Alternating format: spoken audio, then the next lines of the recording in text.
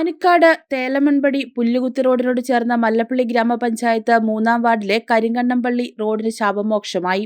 വർഷങ്ങളായി തകർന്ന് താറുമാറായി കിടന്നിരുന്ന റോഡ് ആന്റു ആന്റണി എംപിയുടെ പ്രാദേശിക വികസന ഫണ്ടിൽ നിന്നും കോൺക്രീറ്റ് ചെയ്ത് ഗതാഗത യോഗ്യമാക്കിയതോടെയാണ് റോഡിന് ശാപമോക്ഷമായത്.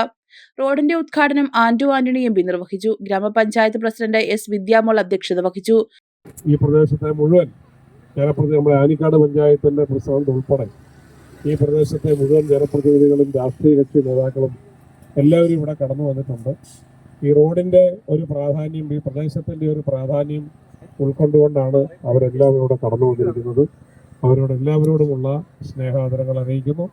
ഔപചാരികമായി ഈ റോഡിന്റെ ഉദ്ഘാടന കർമ്മം നിർവഹിക്കുന്നു. നന്ദി, നമസ്കാരം. ജനങ്ങളുടെ ചിരകാല അഭിലാഷം സാക്ഷാത്കരിക്കപ്പെട്ടിരിക്കുകയാണ്.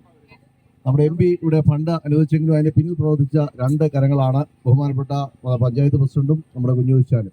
അപ്പം അങ്ങനെയുള്ള ജനപ്രതിനിധികൾ നമ്മുടെ നാട്ടിൽ നിന്ന് ഉണ്ടാകുമ്പോഴാണ് എം പി അടക്കമുള്ള വലിയ നേതാക്കന്മാർക്ക്, വലിയ ജനപ്രതിനിധികൾക്ക് നാടിന്റെ വികസന പ്രശ്നങ്ങൾ മനസ്സിലാക്കുകയും അതനുസരിച്ച് ഫണ്ട് അനുവദിക്കുവാനും അതിനോട് ചേർന്ന് നിൽക്കുവാനും അതിലിടപെടാനും ഒക്കെ സാധിക്കുന്നു. അതിൽ നമ്മുടെ പ്രിയപ്പെട്ട ഗ്രാമപഞ്ചായത്ത് അംഗം, നിങ്ങളുടെ പ്രിയപ്പെട്ട പഞ്ചായത്ത് പ്രസിഡന്റ് വളരെ ഗൗരവതരമായ ഇടപെടൽ നടത്തിയതിനും പ്രസിഡന്റിനെയും ഈ പ്രസിഡന്റ് ഇക്കാര്യം ശ്രദ്ധയിൽപ്പെടുത്തിയപ്പോൾ ഗൗരവമായി ഇതിനകത്ത് ഇടപെട്ട കുഞ്ഞുച്ചാനെയും ഈ ഫണ്ട് അനുവദിക്കാൻ തയ്യാറാവുകയും ഈ തിരക്കിട്ട സമയത്തിനുള്ളിൽ ഈ ഉദ്ഘാടനം നടത്തുകൊണ്ട് കടന്നു വന്ന എം പിയും അനുമോദിച്ചുകൊണ്ട് അതിന് വാക്കുകൾ.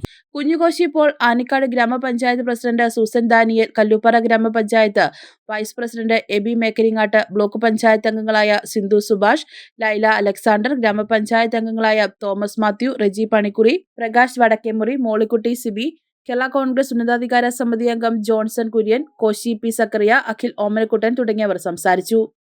News bureau, Mallappally.